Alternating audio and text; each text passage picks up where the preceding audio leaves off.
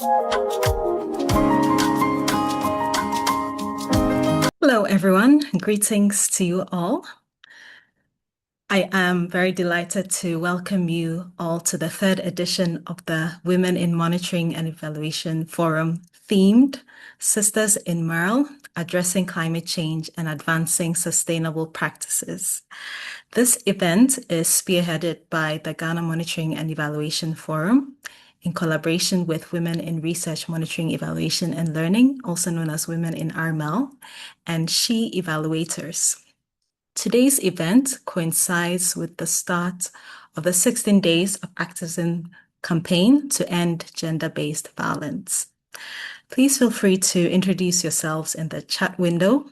You can indicate your name, your profession, and where you're joining us from.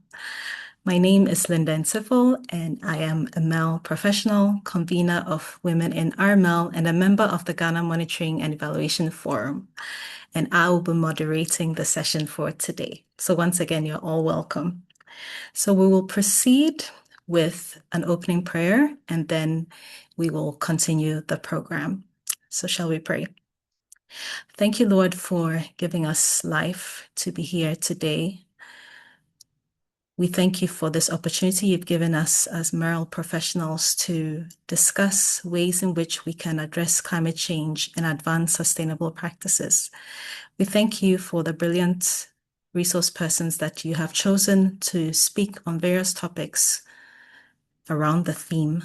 We pray that our discussions and our interactions will be fruitful, and that at the end of it, we'll know that we've had a great time and that our time here has been well spent. Thank you, Lord, for hearing us. In Jesus' name, amen. All right, so we'll continue with the agenda.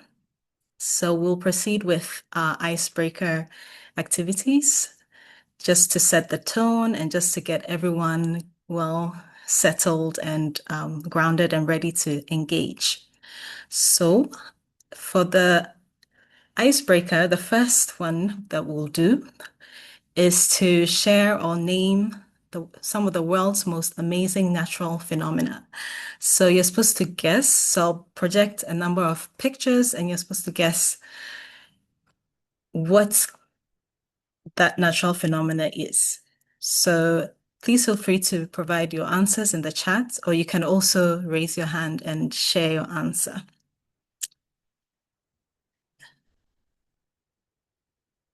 So what you're supposed to do is name the phenomena and then where it happens. So which country it usually occurs, or at least the region where it occurs. Any tries, any answers? Let me also check the participants list. Any hands raised?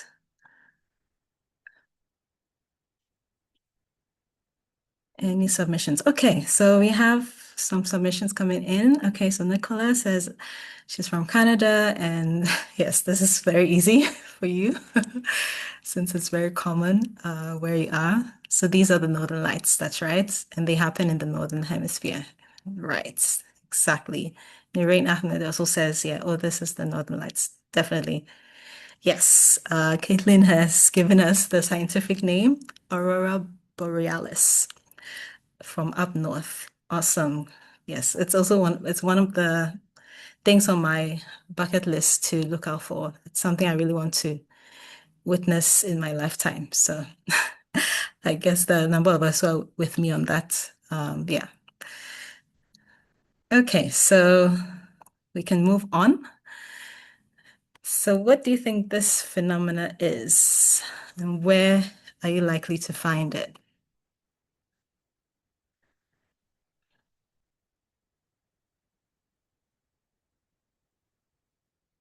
Okay, any tries?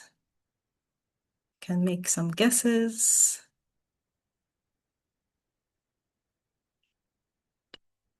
Okay, so Nicola says, I believe these are methane bubbles in a lake, perhaps in Russia or Siberia. Okay, so you got the first part correctly. Yeah, so these are indeed methane bubbles. So frozen methane bubbles, which are highly flammable and combustible.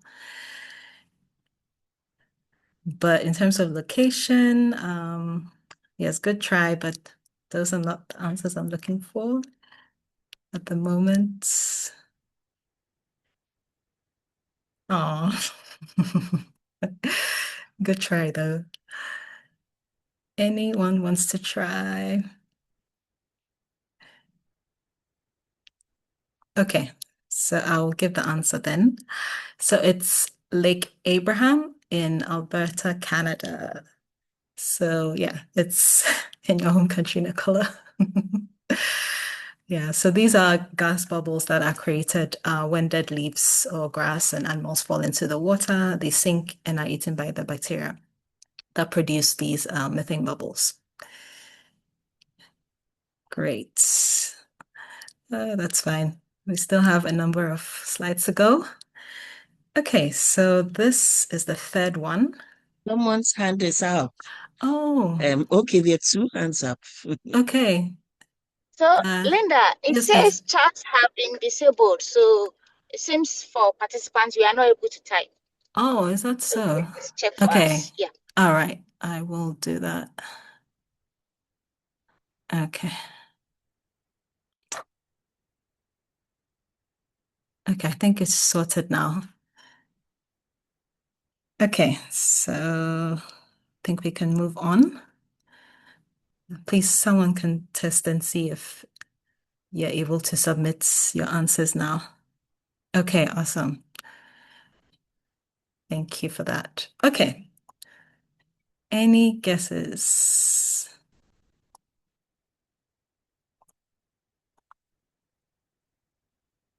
Let me see. Should I give some clues? Okay, I'll give one clue. So this is a place in Africa.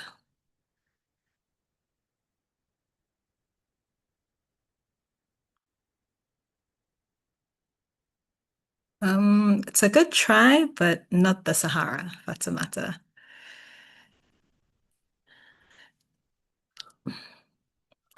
Ah, we have an answer here. So Nurain says fairy cycles in Namibia. That's right. So this is the Namib deserts.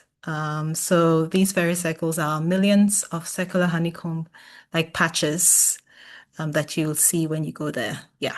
So that's correct. Thank you so much, Nurain, for your answer. So we have two more to go.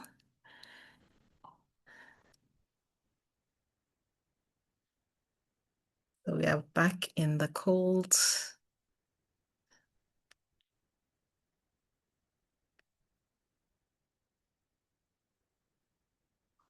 Any tries?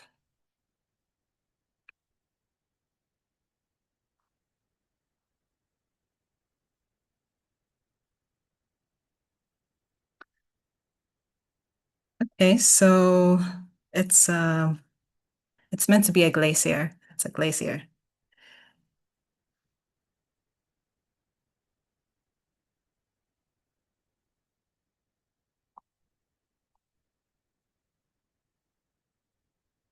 Okay, checking the answers.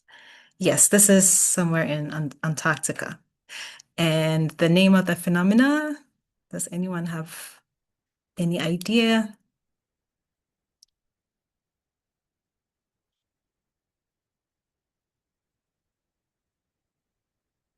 Any guesses? Okay, I'll give the answer. So this one is referred to as the blood falls. The blood falls.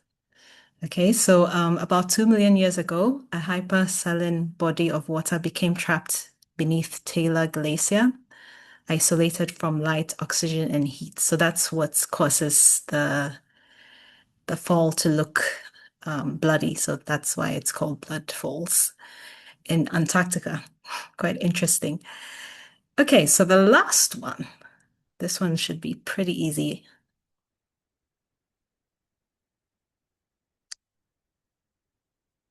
So don't go too far. I'll give one clue. So this happens in one of the island states in let's see, between Africa and Asia.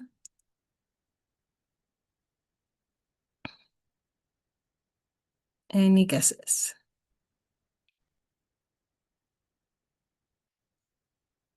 Let's see. Yeah, should be somewhere in the Indian Ocean. Okay, yes, Caitlin and Nicola, yes, your responses are related. Yes, so these are indeed bioluminescent algae. So actually, this phenomenon is referred to as the bioluminescent waves, and it's common in the Maldives. The Maldives. Yeah. So this spectacle is also referred as the Sea of the Stars. And yes, the effect is created by bioluminescent sea creatures, which are referred to as plankton. So yes, it's always good to have a refresher from our biology class. That's if biology was your favorite subject. Anyway, so we are done with this icebreaker round. So thank you all for participating. And we'll move on. So earlier on in my intro, I mentioned that today begins the 16 days of activism to end gender-based violence. So I will quickly show this clip from the UN Women. So just let me know if you can hear the sound.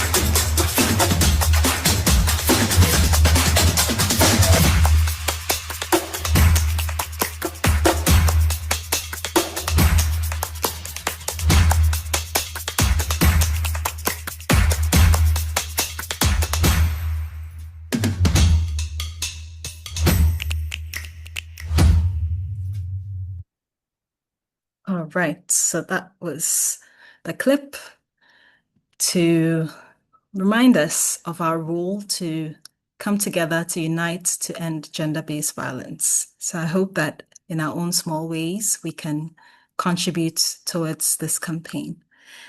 All right, so we'll move on and we will proceed with a welcome address from Dede Bedu-Addo. And during her address, she will talk about the Ghana Monitoring Evaluation Forum and also touch on the work that she's led on sexual violence. But before she comes, I will just read her profile so that we all know who she is. So Dede Bedu-Addo is an independent consultant on gender and social development issues with particular interest in gender issues, M&E, rural and organizational development, agriculture, education, environmental issues, and HIV/AIDS. She is the coordinator of the Ghana Monitoring and Evaluation Forum. So please, let's welcome her as she comes, and I will take care of the sharing of the presentation. So let me just stop sharing now and get the right Okay. slides. Hello, everybody. A warm welcome. It's good to be here again. We try to do this every year for the past, I think, 3 years now. Huh? Yes. So it's good to be here again. Thank you so much. So yes, again, it's the 16 days of activism against GBV, gender-based violence. And so I'll just show a short video. Actually, I knew you'd show that one, I wouldn't have bothered. Oh, But don't worry. we do have, it's just about 2 minutes, isn't it? It's a very short video. Yeah. And then I'll speak briefly and Okay. we'll move on. So sounds good. Okay. So I'm going to start now. Right, thank you.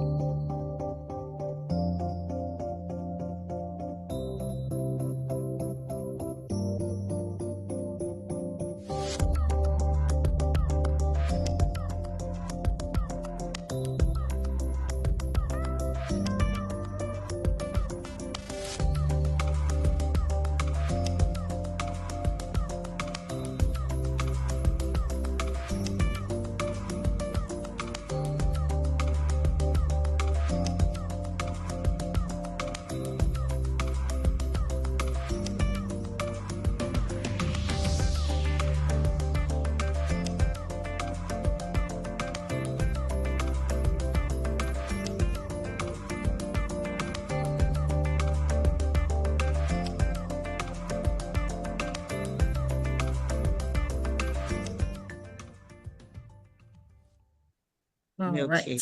Sure. Thank you, Linda. Yes. You're welcome. So please, can I have my first slide? So very Yes. briefly, just to say a little bit about the 16 days of activism. This year's theme is on no excuse for online abuse. As we all know, life now is mostly online. Everybody's on their phones, their laptops, or some other device. And what we realize is sometimes it starts small, especially with young people. Starts like just a small discussion or a joke with a friend, and then it degenerates into something else, threats and violence online. So this year's theme is to stop it.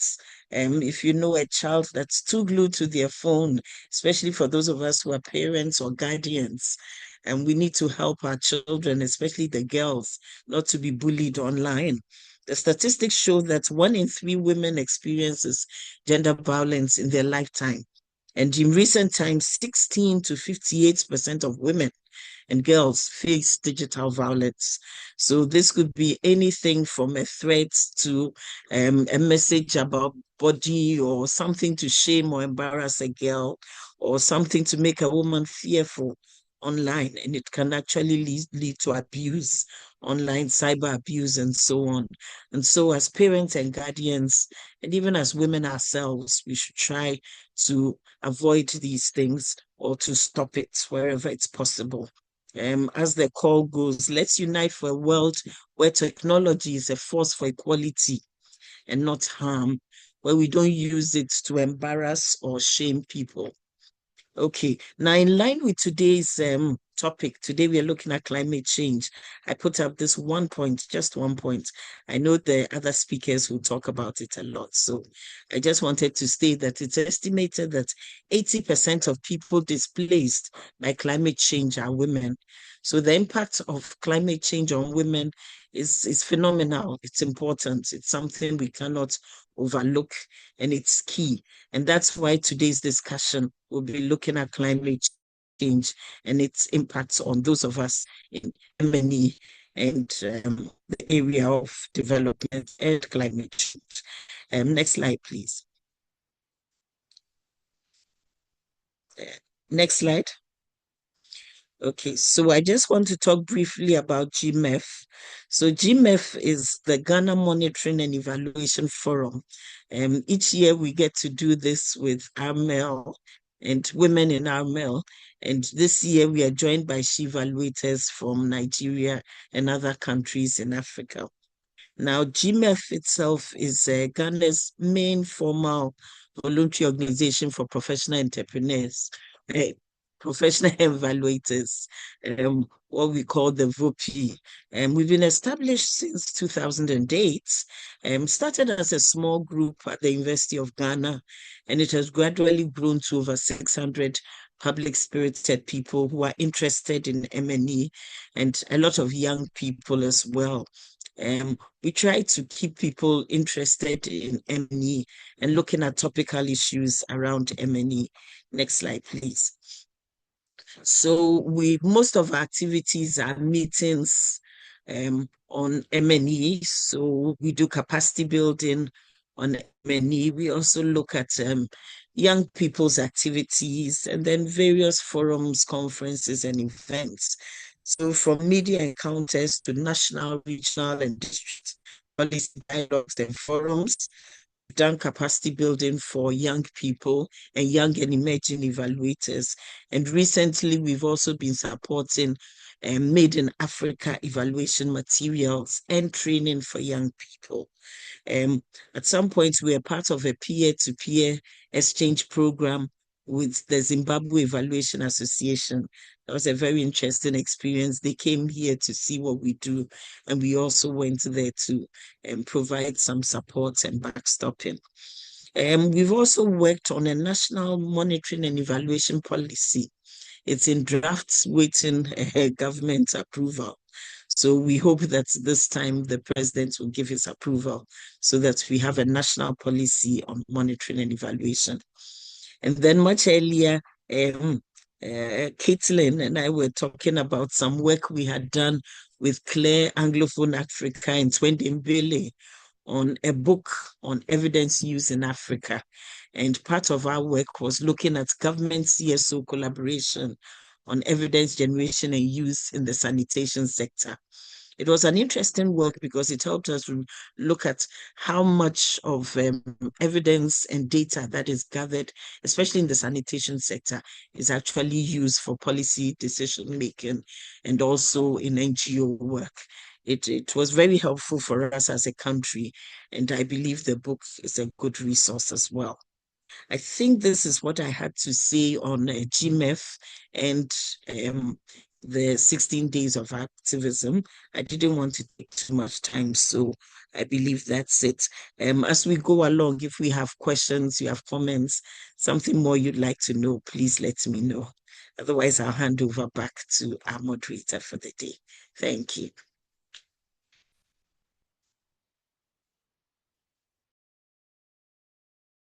Thank you so much, Dede, for your presentation. Very insightful.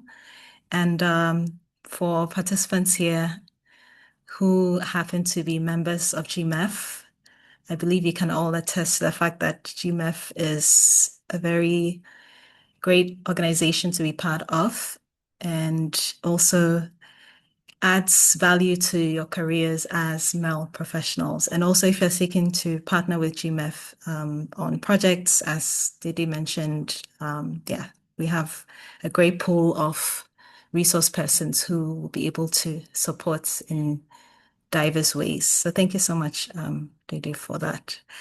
Okay, so we will proceed. And now I'd like to invite SHEvaluators to take the stage. So let me change my screen now.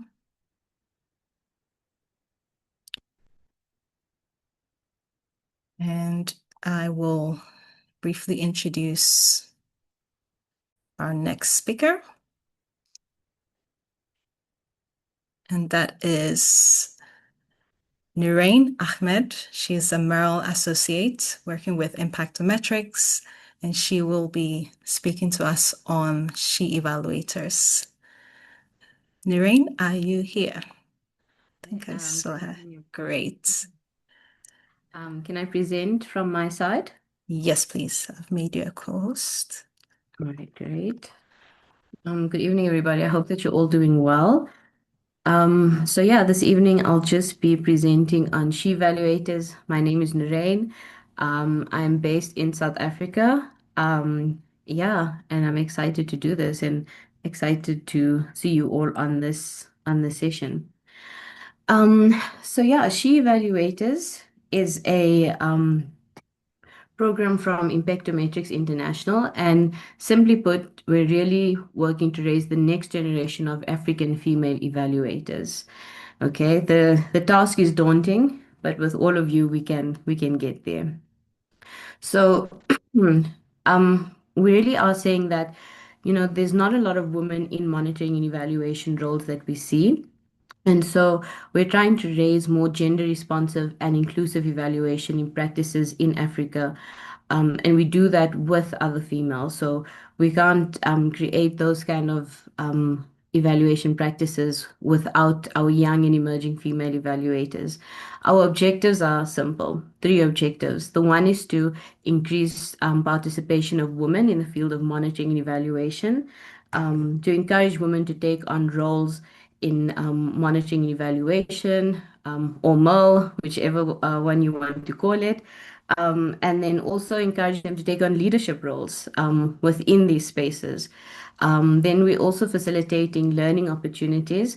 So we have our capacity building sessions, which wherein young and emerging female evaluators are exposed to what monitoring and evaluation is. And then are also, sessions like this really help to teach about the different spaces and practices of monitoring and evaluation. And then thirdly, maintaining that network of young evaluators. So, become we have our senior evaluators as part of the journey. To be able to support our female evaluators as they continue to build their skills and increase their opportunities in monitoring and evaluation. So where have we been so far? So far we've been to 11 countries. We've held MERL seminars. These seminars have been mainly physical and then 2 online. I still get sad when I see that my country, South Africa, is not highlighted on here, but one day. And then what have we done through these seminars? The seminar is really an opportunity for us to break down what is monitoring and evaluation, for someone who doesn't know about it, and like myself, someone who's gotten to know about monitoring and evaluation only later in my career. We're saying that these seminars really offer guidance into how you can pursue your career in monitoring and evaluation. What kind of skills do you need? An overview of theories, qualitative, quantitative data, data analysis, and then we also really use that seminar as a reason to explain why are we looking at raising female evaluators. One of the things is that we use this example of a male MERL officer sitting with multiple females doing data collection. And we really are, as I said, if we're trying to create gender responsive evaluation, we need to have more women in the room. Yeah, so uh, that's what we do during our seminars. We've been to 11 countries so far. We are looking to continue growing and providing insights and career pathways for emerging evaluators. And then also really just encouraging them to take on these roles. I had a conversation with a senior MERL officer recently, and she said that young women don't have that, it seems like that confidence to pursue it because monitoring and evaluation sometimes feels very far-fetched, or it feels very daunting. So we really are saying that here is a space, and then also skills development and professional opportunities. For example, I see some of our Lesotho girls in the session, so I'm really excited to see that these seminars actually pique the interest of our participants to say, how can I continue learning in the space of M&E? And that's what we are trying to do. So yeah, we need your help to fill up more of these countries in Africa. And if you want to know more about the work that we do, then please follow us on LinkedIn and on Instagram, where you'll be able to understand more of what SHEvaluators is doing, and yeah, get exposure to seminars and workshops like this. Thank you very much. Wonderful. Thank you so much, Nurain. So I'd like to encourage everyone, if you know someone who would want to venture into evaluation and doesn't know where to start, you can recommend SHEvaluators to that person. And I'm sure they would really do well to groom you and nurture your skills so that you can become a great voice in the evaluation space. Thank you so much, Nurain, and thank you to all the SHEvaluators members who are here. Thank you, Rinji, for supporting with the planning and for bringing your members here as well. Thank you. All right, so we will continue and I will resume screen sharing. Okay, so we are now at a very interesting part of our program. We are going to listen to the keynote address by Nicola Chopin, and she'll be speaking on building leadership to monitor and evaluate climate and sustainability action. But before she comes, I would like to read out her profile so we can get to know her a bit more. Okay, so Nicola Chopin has been Senior Project Manager for the Monitoring and Evaluating Climate Communication and Education MECCE project since 2020. She began working as the project manager for the Sustainability and Education Policy Network, SEPN, in 2012, where she coordinated a pan-Canadian study examining sustainability and environmental education across the formal, primary, secondary, and higher education systems. She has contributed to many UNESCO MECCE projects and SEPN reports and led planning for the 2019 annual conference of the Canadian Network for Communication and Environmental Education, ECOM, the first national conference in Canada to focus on climate change education. She holds a master's in applied social psychology, and her work has focused on evaluation, monitoring, and community university partnerships.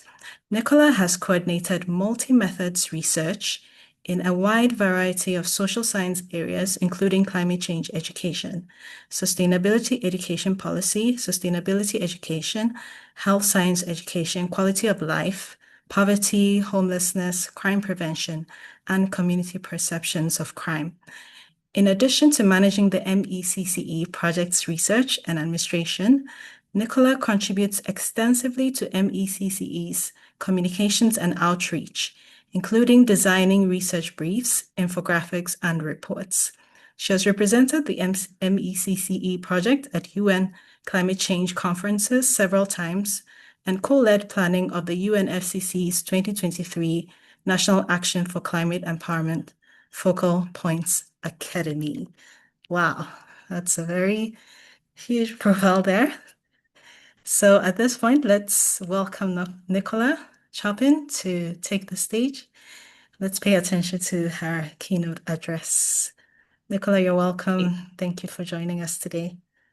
Thank you for that introduction, Linda. When I sent the bio, I didn't realize you'd be reading the whole thing. So I apologize. Oh, that's fine. All right. I'm just going to share my screen and I'll get started. Sure. Okay. Okay. Let me stop sharing. You can see that? Yes, we can. Okay. Confirmed. Okay. So as Linda mentioned, I'm Nicola Chopin, the Senior Project Manager for the MECCE project. My background is in program evaluation, so I'm delighted to be speaking with fellow evaluation professionals today, which I don't often get to do. The MECCE project was established in 2020, and in just 5 short years, we've become a globally recognized leader in monitoring and evaluating climate communication and education. So given the focus of the event today, I thought I would highlight some of the lessons that we've learned about why we've been so successful in such a short amount of time. So where I'm from, it's common to start with a land recognition, and Linda's icebreaker made me want to tell you a little bit more about myself. So I'm a settler in Canada. My parents are newcomers to this land.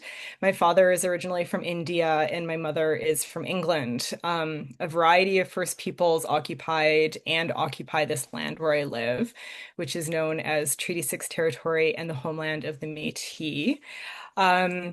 And one of the ways in which I care for this land is through my work to improve climate and sustainability education. So this graphic shows a framework for quality climate communication and education that we've developed at the MECCE project from our case studies work. The framework focuses on the relational aspects of climate communication and education. So relationships with places where people live, including through understanding the local impacts of climate change and getting involved in action to address local climate impacts. Relationships with communities we live in, including connecting climate change to the existing values and priorities of community members, supporting livelihoods, addressing politics, and attending to social justice aspects. And then finally, the stories that we tell about our places, communities, and climate change are very important for making it matter to the things that we already value, so we feel the need to action. And I just wanted to start off by orienting us to what it means to do climate change, communication, and education well to act as a foundation for the rest of my presentation, which is going to start talking about data and partnerships and all that jazz. So speaking of partnerships, the MECCE project is an international research partnership that is seeking to increase the quality and quantity of climate communication and education. I'm just going to use CCE from now on. The project assembles a team of over 100 partners and collaborators worldwide. UN Climate Change, UNESCO, the IPCC, and the Global Education Monitoring Report participate on our advisory committee. And our primary target audiences are international and national policymakers. One of our key activities is in providing comparative data that supports countries to increase their ambition on CCE. So we're not only focused on providing data and recommendations based on our research findings, but also working with policy audiences and organizations to help them take up our research. So the first key learning I would like to highlight is our partnership model. The basis of our work is in conducting comparative interdisciplinary research, but we have a dual focus on applied impact and contributing scholarly insights. So while we're an academic grant, we have both academics and organizations on the team. And when we were building the team, we made sure to have the right people and organizations at the table. So this means we have technical experts to carry out the research, and we also have organizational partners that are at the forefront of creating CCE policy and practice. And this helps us achieve that our applied impacts. We have found in our work with policymakers that data literacy can be quite variable. So relationships have proved to be very important for achieving our impact. The governance structure of the grant is such that the full team, both academics and non-academics, are involved in decision-making and having input. We know we're doing a good job when our collaborators say we and us when talking about the research. Because when the team members see themselves in the project, they're going to be more likely to take up the research in their own work and shift their understandings of CCE based on the research. The second lesson is about filling gaps. So the MECCE project was established for two reasons. First, the limited research available in the area suggests that education policy and practice is not including climate change at the depth or the breadth needed to transition to post-carbon societies. The most common approach to CCE uses an information deficit model, and this model assumes that providing more information about the science of climate change will lead to increased action. In addition, CCE initiatives are often spearheaded by champions with little broader institutional support. So taken in combination, what we often find is patchy policy and practice environments that are more precarious and less effective than they could be.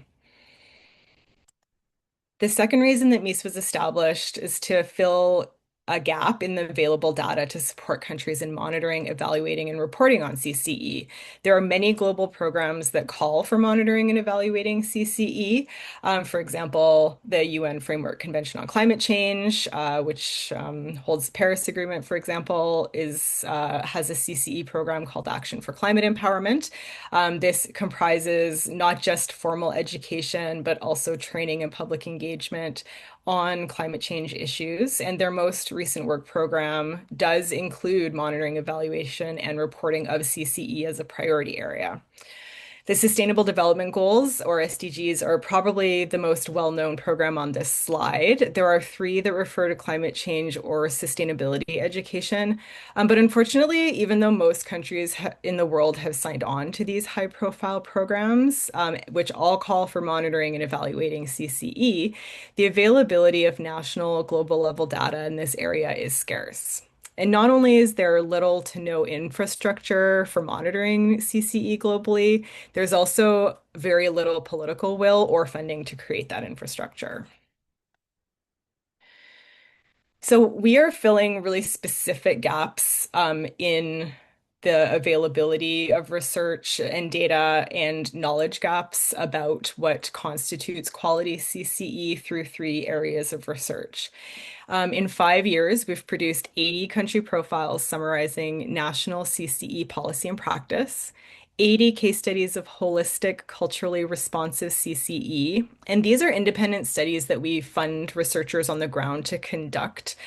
So they're very responsive to community needs and locally relevant solutions, and listening to the communities in which that they are taking place. We also have produced 16 global indicators representing different types of CCE on the complete opposite end of this data spectrum. So filling these gaps requires a partnership approach. No one organization would be able to achieve what our partnership has, especially in the short time frame. Crucially, the research program is furthering the mandates of all partners at the table, and we're able to avoid duplicating work because we work with experts who know where the work is most needed. There is a really high level of need for this kind of data, particularly true in the Global South, where data availability tends to be the lowest. And as a result, we've seen a large interest from the international community in either working with us as partners or using our data and research findings. So the third lesson is about getting creative. I'm going to use our indicators as an example. So our first set of indicators leaned very heavily on publicly available data, such as there's a climate opinion survey that Facebook has done a few times as an example, or polling data is also very common in this area. So while this data is free and has already been created, so we don't have to pay to collect all of it, we've encountered quite a few challenges with using this type of data. They're not really designed to create indicators, so they can be tricky to transform into an indicator. Most importantly, we are beholden to whether comparable data are collected at multiple time points. So sometimes we expect the data will be recollected, but then for some reason it's not. Sometimes the data are collected again, but the same questions aren't asked, or different research methods are used. So we can't often keep our indicators up to date or track changes using this type of data. We are thinking of ways that we might overcome this issue. For instance, there are a lot of high quality polls that look at awareness of climate change, and they use similar or the same questions. And our fabulous research coordinator, Erin Redman, has been thinking about how to aggregate data from these polls to overcome some of the challenges that I described earlier. Data partnerships, which are represented by the second and third bullets here, represent more fruitful types of data. So these work best when the partners have mutually compatible data needs. As I mentioned earlier, our partnership approach works best when the mandates of both or all partners are being met. I just want to zoom in on the third bullet here, which is co-produced data. So for this type of data partnership, we are building a global data set from the ground up. Researchers provide technical and content expertise, and the data partner is providing content expertise as well as access to their networks to collect the data. So I'm going to discuss our country profiles as one example of how we have creatively co-created data. This is a partnership with the Global Education Monitoring Report, which is mandated to monitor the Sustainable Development Goal related to climate change education. We developed the profiles using a structured desk review methodology, and they synthesize the country's climate change context. They look at laws and policies related to climate change and education and communication. Each profile provides an overview of different types of CCE practices that are happening in the country. And then we also provide information on the type of monitoring activities that are occurring. And once drafted, these profiles are reviewed by experts. And we have many examples of African countries. We oversampled in several areas where countries might not necessarily have the data. So you can look on our website, and if you see your country, we welcome your input. So the 80 countries for which there are profiles represent 75% of the global population. We considered climate vulnerability levels, development contexts, and regional representation, as well as the data availability to hopefully try to fill some gaps.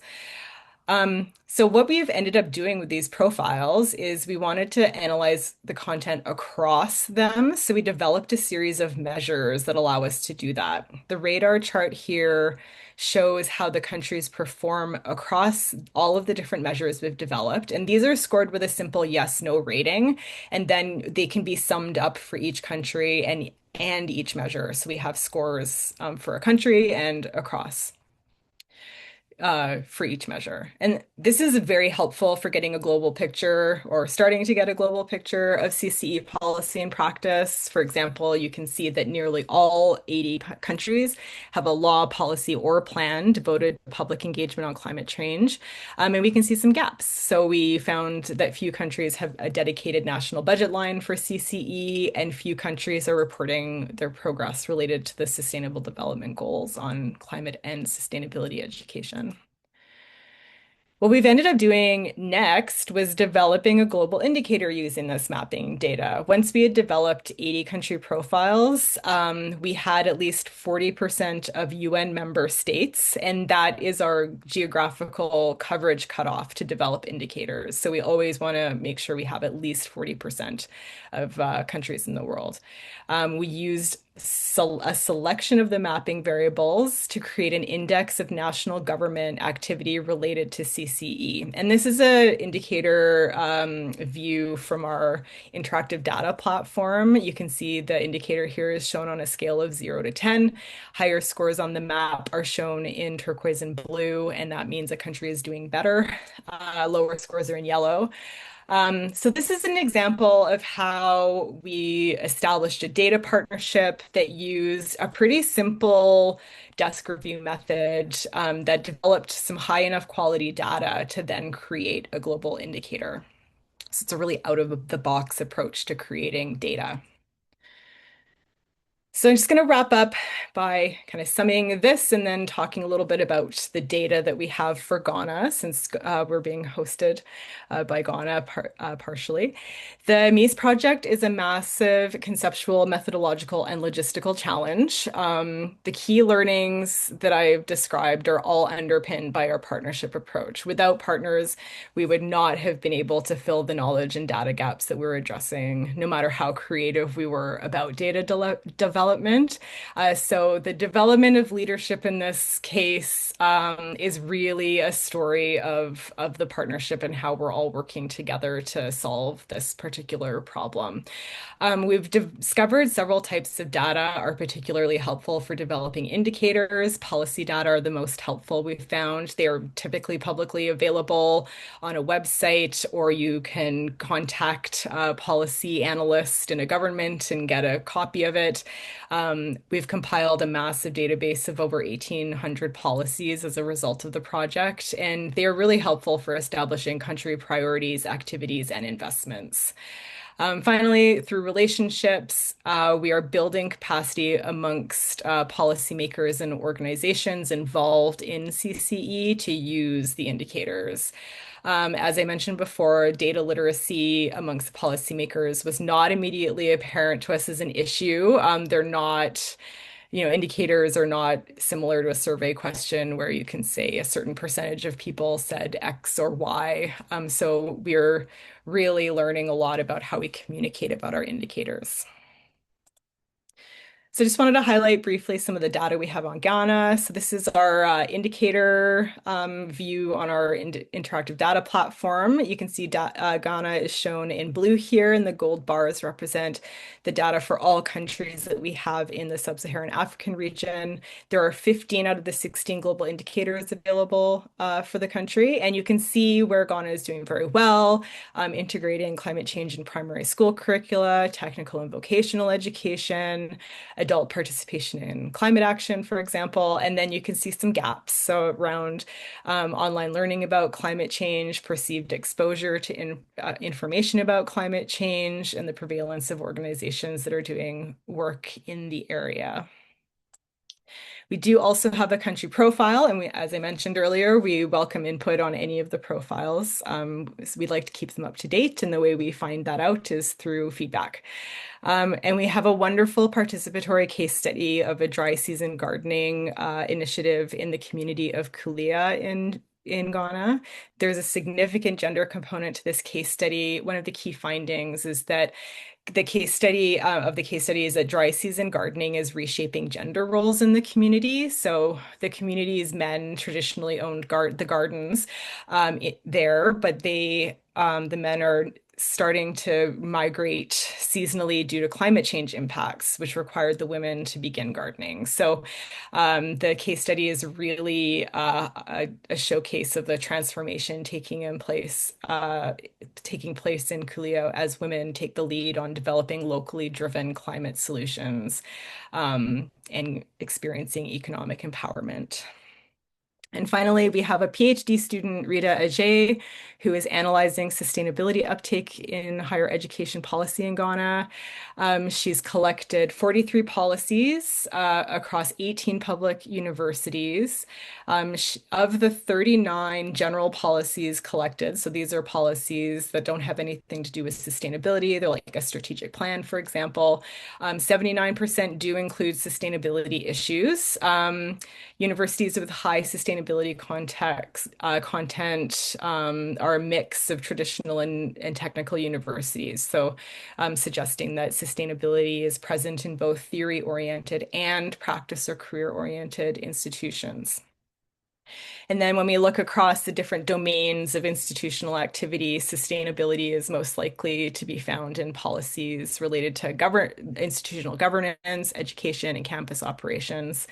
And then there are only 4 sustainability-specific policies having to do with environmental health, procurement, energy, and a monitoring plan. So the aim with this study is to inform future policy decisions. And it's one of the first policy studies that we're aware of that explores the landscape of sustainability in higher education policy in this way in Ghana. So I will stop there. Here is my contact information. I'm happy to connect with you. Rita's information is available here as well if you'd like to connect with her, and then our director, Marcia McKenzie. Awesome. Thank you so much, Nicola, for that insightful presentation. Personally, I am interested in some of the things you've discussed, so I'll probably connect with you after here, but we'll definitely have a Q&A session. So participants, you can send in your questions in advance to Nicola to address during the Q&A session. Thank you so much. Let's appreciate Nicola for the great work that she's doing with MECCE. Thank you. Yeah. Great. All right, so we will proceed. Yes, Amma's asking if it's Okay. possible for her to do this. Okay. Okay, so Amma, you'd like to do yours now? Yes, please. Okay. If you enable me, the check-in has started, so I would like to, if you Okay. can permit me to do that, please. Okay. All right. Thank you. Okay. Then so Caitlin will come after you then. Caitlin, yeah, great. All right, so I will assist you with the slides. So just give me a few minutes to quickly share my screen.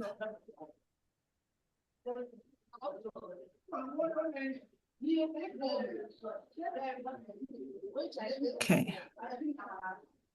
So slides are here. Okay. Okay. Okay. All right. Yes. So okay. Okay, so Amma, please let me just quickly say something briefly about you. All right. Just a All quick right. one. All right, That's okay. so okay. So our next speaker is Amma Kudum Ajiman, and she is a veteran environment, climate change, and science communicator. So she's worked as a veteran environment, climate change, and science communicator with over 2 decades of experience in journalism, development communication, and media capacity building across Africa. She's a passionate advocate for using the media as a tool for development transformation. Mary has received several national and international awards, including the Ghana Journalists Association's Best Radio Reporter Award, MECCE's Environment Journalist of the Year Award, and a travel grant for winning a World Bank media competition for a reportage on water and gender. All right, so Amma, please, we are all ears. And yeah, we look forward to learning a lot from you All from right. a Thank you very journalism much. perspective. Thank you very much, Linda. And good evening. If you see good morning on the screen, don't worry at all because these slides were done early in the morning. So pardon me. So good evening to you. I'm much honored to be part of the Women in M&E Forum 2025 during these 16 days of activism against gender-based violence. This moment reminds us that justice is about visibility, voice, and power. Today, I invite us to explore how women evaluators like yourselves can drive climate action not just through data, but through stories that move hearts and shift systems. Why does it matter? Let's go to the next slide, please. Next slide. Okay. So why does this matter? Climate change refers to long-term shifts in weather patterns driven by human activity and its impacts, including heat waves, floods, disrupted livelihoods are global. But climate change is not gender neutral. It magnifies inequalities, and women are often first to feel its effects, yet the last to be heard in decision making. As evaluators, you and I can surface these truths and push for inclusive solutions. The hook is that climate change is the greatest threat multiplier of our time. It turns inequalities into crisis. And so now that, especially following the presentation we just had, you realize that climate change magnifies inequalities, and it turns unique strengths of women evaluators. It tells how you can bring your strengths to work as as evaluators in your field. The next slide, please. The next slide. Hey, are you hearing me? Okay. The role of women in monitoring and evaluation. Women bring lived experiences that grounds evaluation in reality. We also bring empathy that fosters trust and bring community insights that reveals power dynamics. So literally, women are like bridges between data and dignity, evidence and equity. Please, next slide.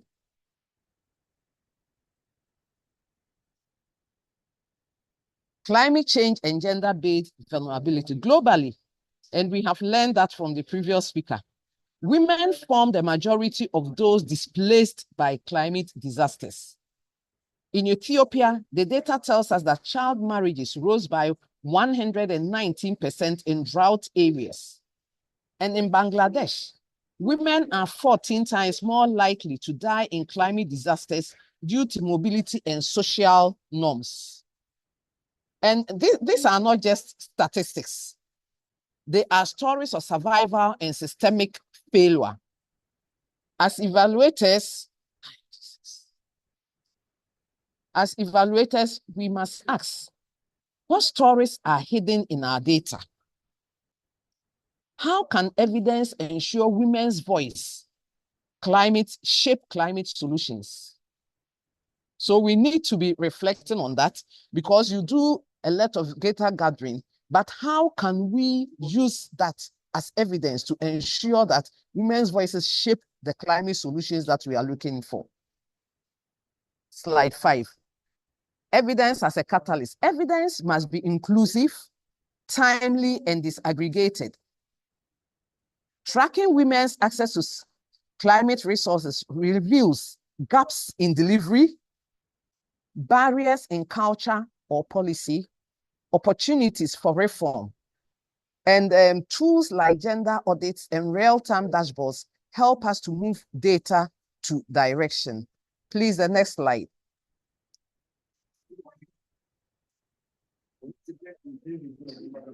Storytelling as strategy. Data tells us what is happening, but stories tells us why it matters and what must change.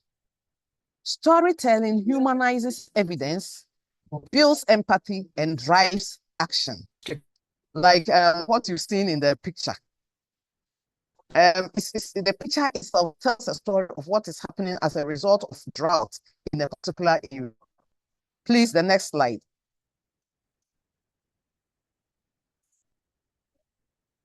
Now I present to you a case study, and this is something that actually happened. That's Halima Hassan's story.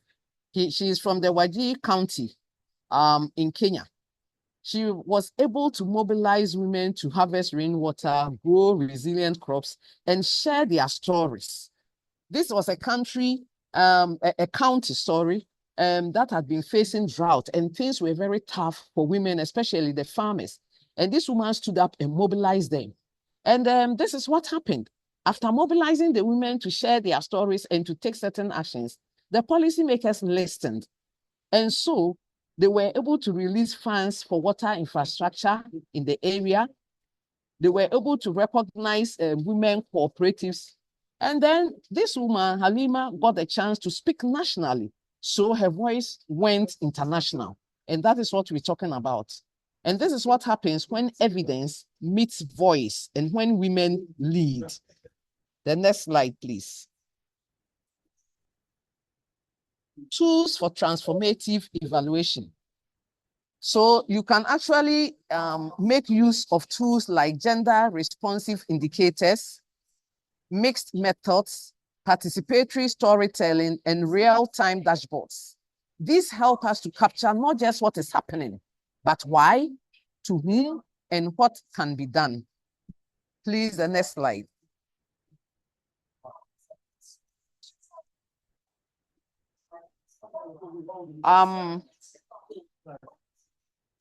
I think I've mixed the next slide from insight to impact, please. Go back. No, go back. Please, back.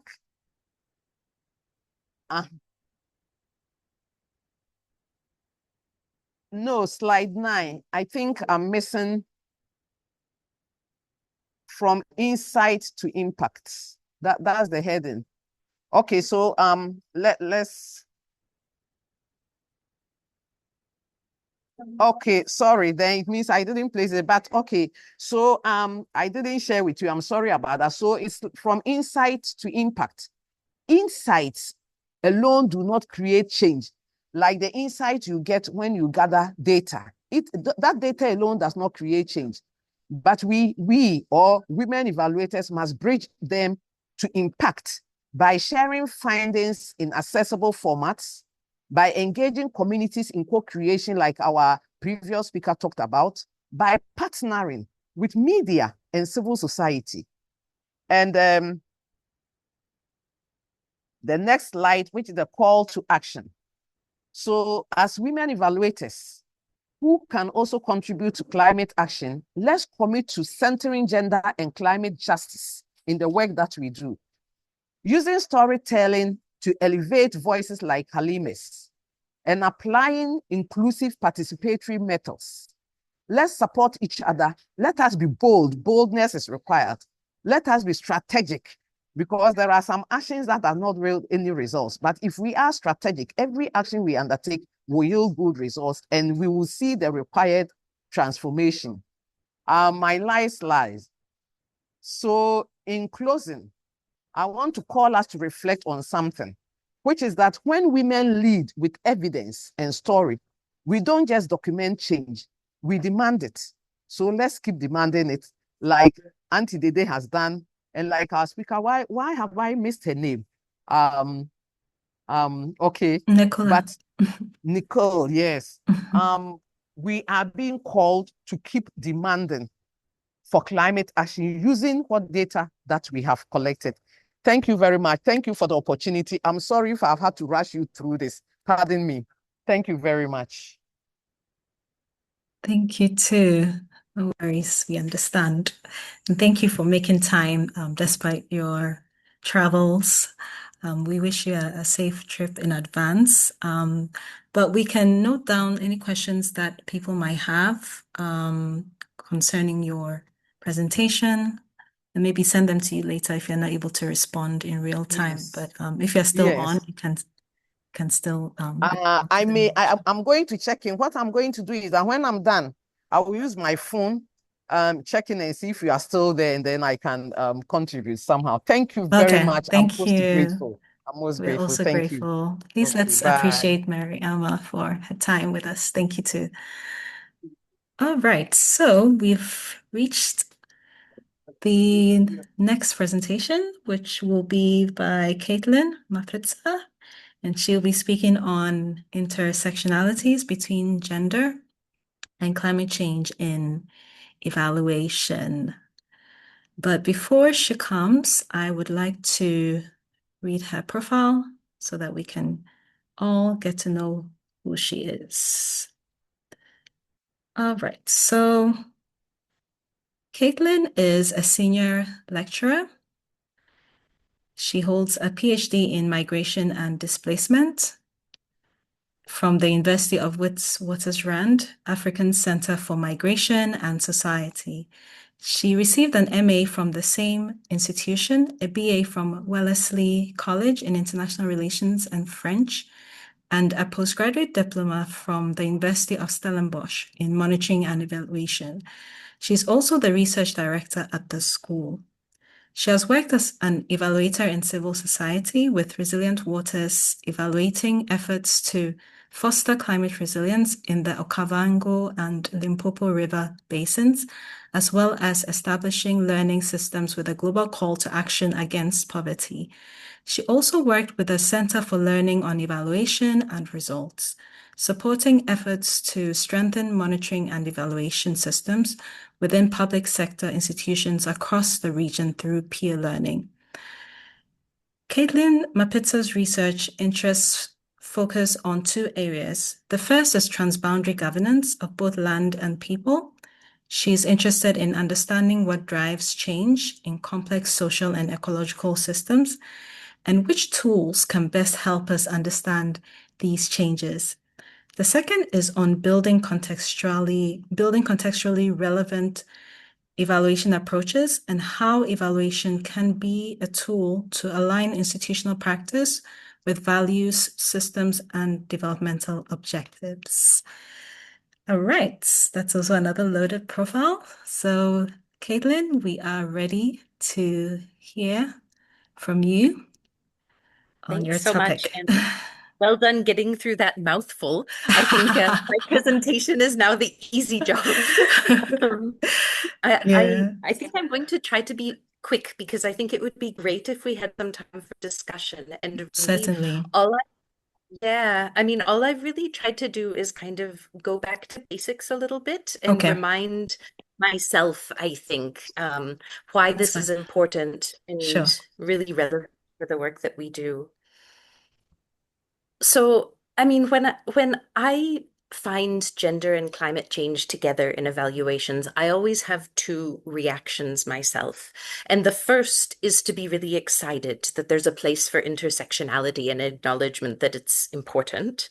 And I also get a lot of frustration in that sometimes there's a pressure on us as evaluators or as development practitioners to consider everything. And so often I find that both gender and climates can be and add-ons to agendas that are really directed at something else. And I think one of the challenges of taking an intersectional approach is to see how it can be integrated and reflected as core to the issues and approaches that we're evaluating, without necessarily being, another thing that we have to add to an increasingly loaded list. And so I'm hoping that a little bit of that reflection will help give us space for how we can center gender and climate in our work, in a way that's on one hand meaningful and at the same time methodologically feasible with the tools that we have. So, I mean, a lot of this is sort of preaching to the choir in that I think we all know that climate risks aren't gender neutral, and both gender inequity and climate change are driven by global systems that are driving inequities more broadly.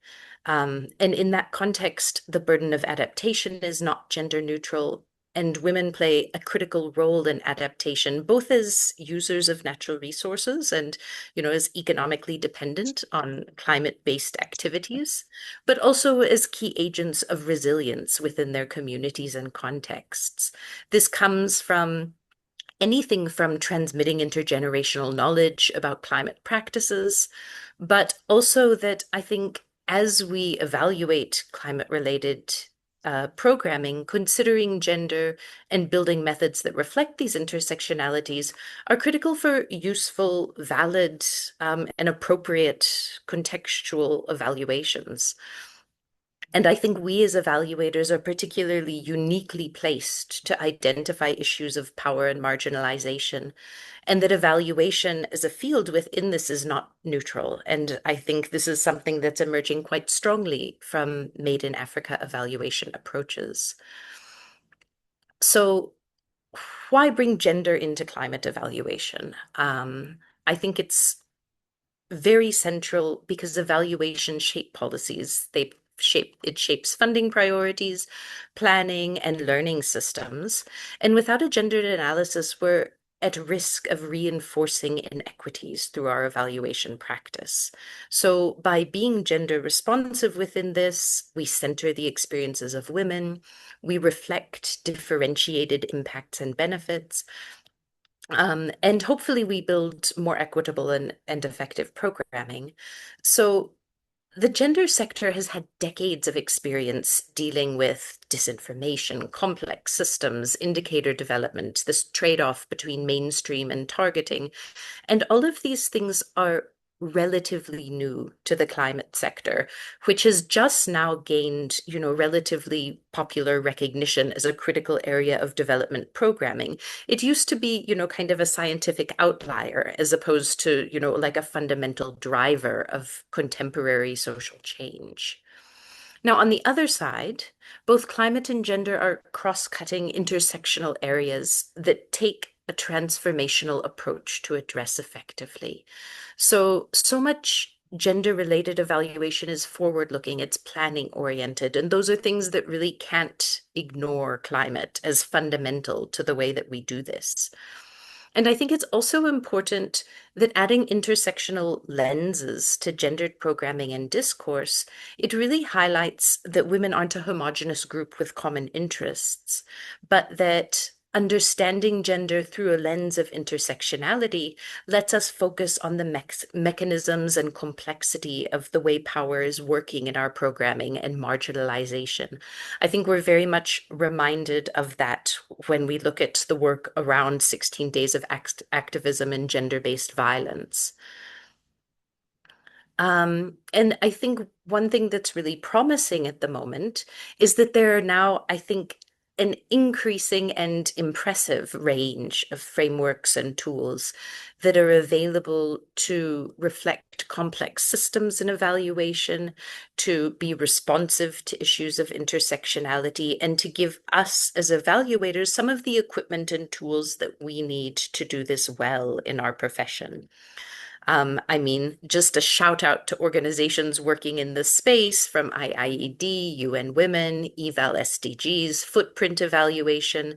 Like, we have absolutely no lack of places we can go for guidance, for reflection, and for discussing issues like this that I think are becoming increasingly important for bringing us as evaluators together around the kinds of norms and value-driven approaches that we'd like to see reflected in our area of work. I also think that these systemic approaches that reflect complexity are particularly relevant in an African context. When we talk about a systems lens, having boundaries and having interconnection is really critical. And I think the continent brings a lot of relation framings around how the parts of the whole interact that can really elevate some of the evaluative practice around systems and intersectionality. So I think all of these approaches create a compelling argument for us as evaluators for why both gender and climate change need to be considered for evaluation results to be valid and to be useful. And I hope that increasingly it then is becoming more common within our practice to integrate both gender and climate without it again being add-ons to another agenda. So I think there are a lot of contextual challenges and opportunities. I think my colleagues have already spoken about. You know, data systems are complicated, and they're not always enabling to disaggregate analysis. And this can be by gender, or it can be climate related. Disaggregation locally, disaggregation by income, by other intersectionality factors. And both areas of work can be sidelined in critical climate sources for decision making. I'm in South Africa right now, so all eyes are on the G20. And I think, well, we want to declare a lot of successes from a sort of evaluative perspective. I think both gender and climate spaces have a reason to be concerned for the way global decision making is looking, and should be cautious, I think, in what this means for the way that we work as evaluators on prioritizing these issues of justice. But I think both areas have the commonality of a values-based approach that is the core starting place of collaboration and a common journey. And this brings synergy, it brings mutual reinforcement. And I think right now there's tremendous opportunity for methodological innovation, for capacity development, and for strong networks for advocacy. I don't think we've ever been in a better and more beneficial position to be able to move this agenda forward. So I think that's extremely encouraging and quite exciting. So I hope that's a reasonable note to turn the conversation over to all of you. Thank you. Thank you too, Caitlin, for your presentation. Very insightful. Thank you for bringing out the gender intersectionalities with climate change. Very interesting way to look at things. All right, so now we can interact, we can engage, we can ask our resource persons questions that we have been holding on to. So you can ask any of our speakers, Caitlin, Nicola, Amma. You can also ask Dede, Nurain questions as well from their presentations. So who would like to start? Let me check the chat. Okay, I see a number of comments appreciating Nicola for her presentation.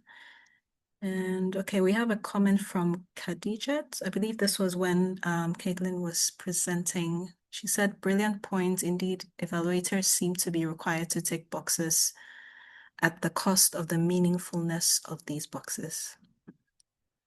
It's an interesting comment there.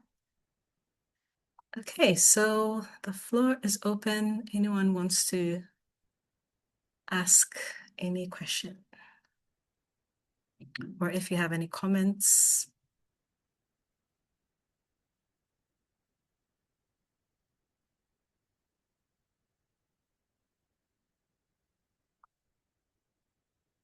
Okay, so there's a request from Jedras.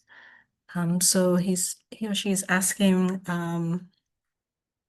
Dr. Caitlin, after the discussion, I have a master's and postgraduate diploma in M&E from Uganda Management Institute, Uganda. I am currently pursuing a PhD in project planning and management at Kisii University, Kenya. My research interest is in theories of change-based evaluations, and I would like to link it to climate change. However, coming up with a researchable concept is still a challenge. Kindly help. Thank you. Okay, so that's for Caitlin. Sure, this is one of my favorite topics, so it's a bit dangerous that I might not stop. I promise I won't use this platform to recruit PhD students, but No, that's but fine. this is You never this is know. You might you be a never know potential exactly. supervisor, so Yes, any help. this is a topic really close to my heart and an area Okay. where we really struggled to find students as well. So Mm. it's exciting to hear that there's work happening out and around this. I mean, one of the things that I think is really missing in the field, right, is that theories of change around adaptation and mitigation, climate-related programming in general. I find this is true across M&E, but in the climate sector, it still seems a little bit more serious, are actually lacking in theory with like a capital T. We have program theory where, we think this leads to this, but we don't often interrogate, what's the research base that suggests this is a reasonable expectation?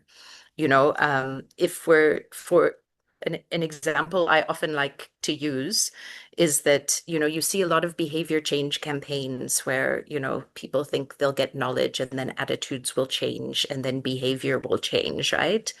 But if you can find me one smoker out there who doesn't know that smoking is bad for them, then maybe I'll be convinced. But until then, I think we need really rigorous behavioral research to look at how and why we're using research to inform our program design, and how we, in our heart of hearts, as evaluators and researchers, can build some confidence climate causal factors that we're working with are likely to lead to the changes we hope to see. So I would love to see more research around this that's based on solid behavioral research. If we're encouraging people to adapt to climate change, do we know how they're making their decisions? Do we know what they're taking into account? Do we understand the economic costs for rural households in adaptation-related behaviors?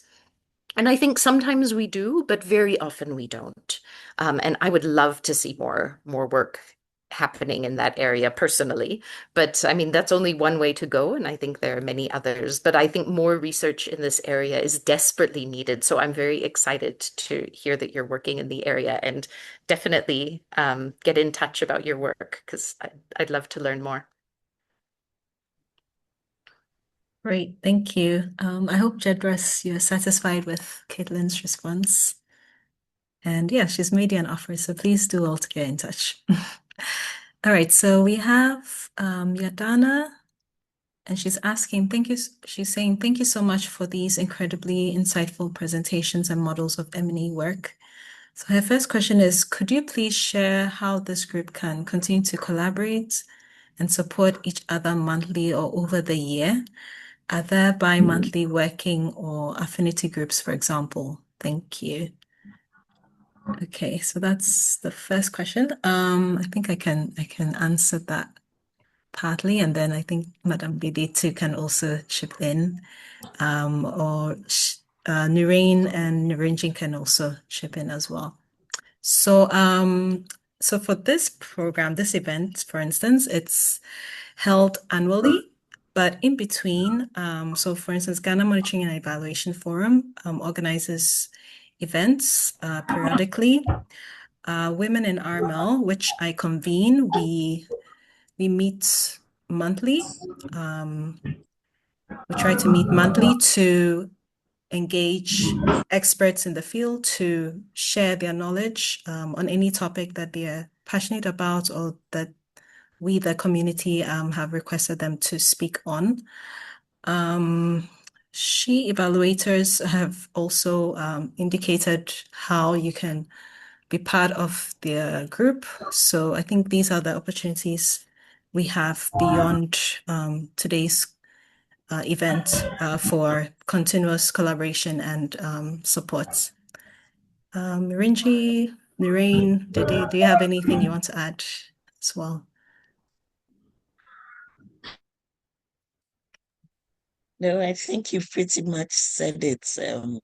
And yes, we hope to have other programs as well and look forward to collaborating again. But as she said, she has a monthly program, so please look out for the notice. And then we also try to organize periodic programs. So we'll keep you posted. Thank you. Great, thank you. So I think Yadana had a second question. This goes Yes, to... I think somebody's hand is up. Okay, Khadijat. Khadijat. Yes. Hi, and I hope you can hear me clearly. I will chance my bandwidth and turn the video on just so I wave. Yeah, And nice to see I you. really want to thank, yeah, same here. I want to thank the organizers. This is really an interesting event, and Renji, thanks for bringing it to our attention. My question is for Nicola Chopin. Very, very interesting work that you're doing there with the CCEs. And believe it, I had to run to your website and see what Nigeria profile looks like, because that's where I'm from.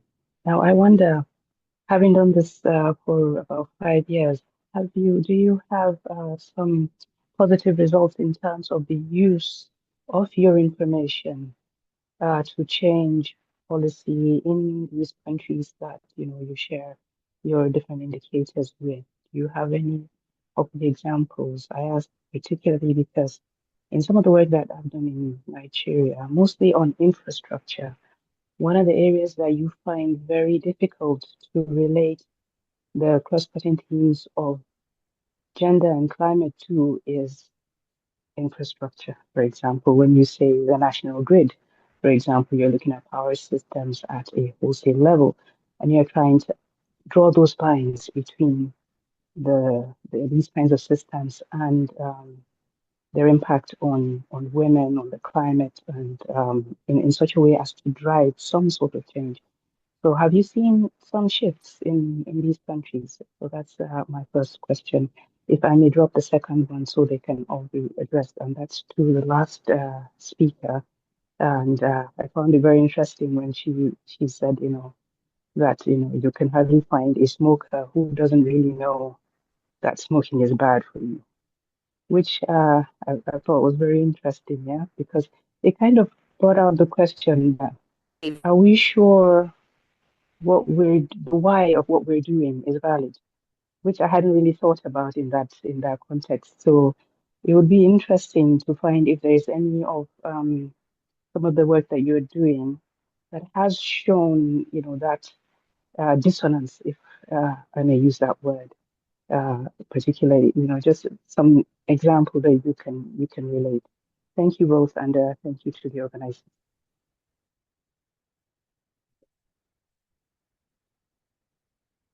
Okay, it's a big question, demonstrating impact. We have anecdotal data that our country profiles do get used quite a lot. We work with a lot of focal points for the Action for Climate Empowerment program at the UN climate negotiations, and they often will tell us that they learned about initiatives that are happening in their own countries from the profiles. And we have several partners who are constantly referring to them. I think that's probably the most direct evidence that we have at the moment, aside from one of our policy focused case studies that we just released. It's a policy evaluation in Senegal. That case study is having an immediate impact on how Senegal's incorporating climate change into their education and training system. So the case study itself provided the data that they needed to be able to improve the quality of climate change education that's being offered at the national level. So it was done by federal ministries of environment and a center there. It I think I might stop there because I know there was another question for Caitlin.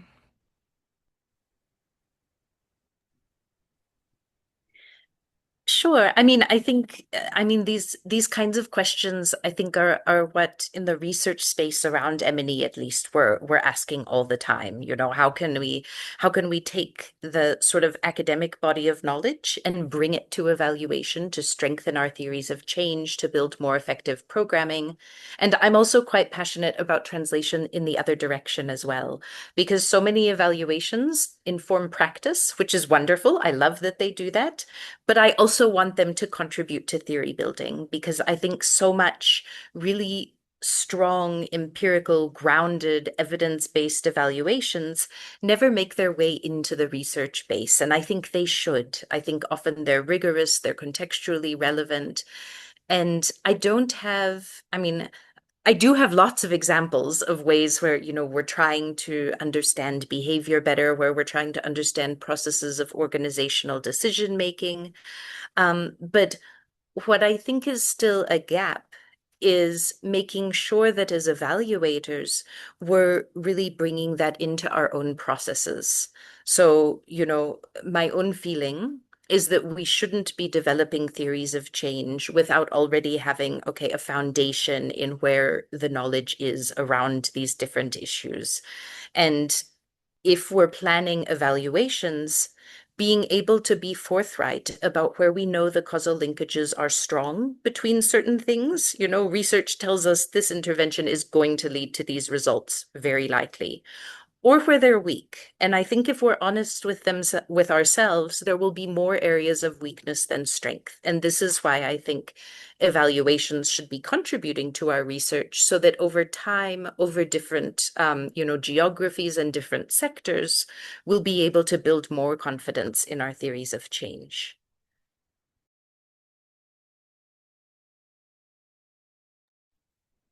Great. Thank you, Nicola and Caitlin. I hope, Khadija, your questions have been addressed. Okay, great. I see your thumbs up. So there was a question from Yadana to Dr. Chopin related to MECCE. And she's asking, could you please share where we can learn more about the 16 CCE indicators you referred to during your presentation? Thank you so much. Absolutely. I'm very happy to talk about this. We have this fabulous, everyone can see my screen. We have this amazing interactive data platform. If you go to our website, and I will pop the link into the chat, but it allows you, we just released an update that I'm extremely proud of. It took us about a year and a half to do. You can select your user type. So if you're a policymaker, you're a researcher, you're an educator, you can get a recommended way to kind of look at our indicators, our country profiles, and our case studies. But you're interested in the global indicators, you can also just select a data type. And this platform that we have here, sometimes it takes a little bit of time to load. You are able to see all of our indicators and visualize them in a variety of different ways. So we have an indicator view here, which I had a picture of this in my presentation. We also have a country view, which I showed Ghana's for.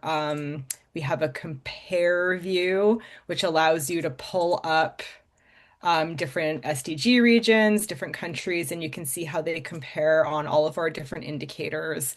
We have a time series view, which allows you to look at our changes over time for the 5 indicators that we have data, longitudinal data for, and this is kind of neat. You can change the scale here to visualize the data more closely. And we also have a relationships function. So it allows you to select an indicator and you can look at the correlation between 2 indicators. And you can also look at the relationship between an indicator and country characteristics like vulnerability to climate change and greenhouse gas emissions. If you want to learn more about the indicators and how they were developed, we also provide links to all of our indicator methods documents. These are short, to the point, easily accessible language methods documents, and you can also download our indicator data now. So we have a data platform where you'll have to agree to our terms of use to see the data, but you can download our indicator data and see our directory of climate communication and education organizations that we have compiled globally as well. So.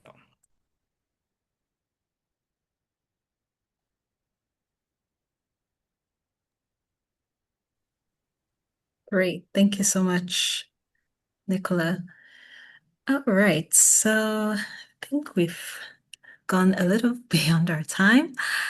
I would like to thank you all for joining us. We are grateful to all our presenters, all our speakers who have been part of today's WIME forum. Thank you all for taking time off your schedules to be a part of this and to engage, interact, and share your knowledge with us. Next, we'll have the vote of thanks and any announcements. I would like to call Dede Bedu-Addo to do that for us, please. Linda, just to say thank you as well. Thank you to everybody. Thank you. Take it away. All right, thank you so much. So I know a lot of people are curious and eager to have access to the presentations and the recordings. So yes, the recording for today will be worked on and will be uploaded on the Women in RMEL YouTube channel. We'll make it available on the different platforms. The organizing team will also do well to share on social media as well. Regarding the individual presentations, we will engage with our speakers and get their permissions first before we send it, so we can send it together as a package to all our participants so that you can still continue, making use of the information, the content that you've received from our speakers. All right. So yes, I see a lot of appreciation. Thank you all. Thank you all. Thank you so much. So we will draw down the curtains now, and we will just say a quick closing prayer, and then we can close for today. We can bring our WIME forum to an end. Hopefully next year, 2026, promises to be even bigger and greater than today's session. It would be great if we could have like another in-person event or a hybrid. Well, let's see how things go next year. Yeah. Or we can keep it virtual. Let's see how it goes. Huh? Yeah, definitely. Great. I just wanted to check if Rinji is still here. So Rinji brought on board the SHEvaluators team. Let's see if he has any words for us. Okay, I don't see him here anymore, but yes, we're also grateful to Rinji for coming on board this year to support with the organization of our WIME forum. And yeah, we are always open to partnering with different institutions. So if you're here and you're part of an evaluation body, or you're into M&E, you have an organization that would like to chip in any ideas regarding the organization of next year's forum, you're welcome to join the planning team. Thank you so much. Okay, so let's close in prayer.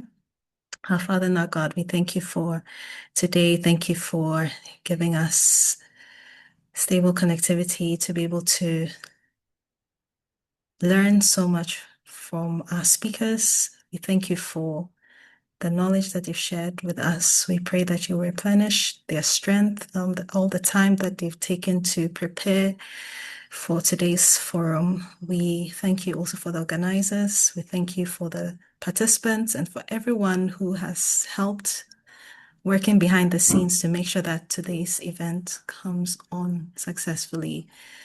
We just want to thank you that whatever has come out of this meeting has yielded fruits, and we pray that even as we leave, we'll continue to keep the conversations ongoing. We will strike new networks so that together we can build a more sustainable future as MERL professionals. We thank you and we bless you in Jesus' name. Amen. So thank you so much, everyone, for joining. And I wish us all the best, even as we come to the end of November. Wow, Christmas is just around the corner. And with that, I would like to play this song. At least I get to wish all of you